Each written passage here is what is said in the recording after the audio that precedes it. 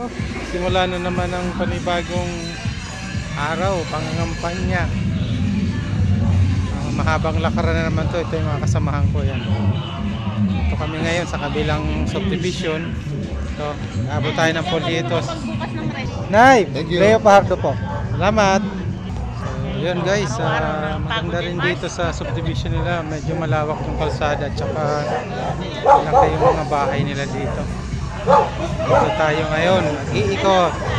Ayan guys, lalaki ng papaya oh. Na guys, so lakad ulit. Lakad ng lakad. Medyo tirik na yung araw. Pero okay lang. Atay, balik namin. Para manalo tayo. Baluarte ito ng isa kong kasamahang kagawan. Ayan po si Kuya Nelson. Talagang magaganda rin ang bahay dito kahit papano. Ayan guys, medyo paano pa. Walang masyadong tao guys kasi yung iba mga nag-opisina karamihan dito.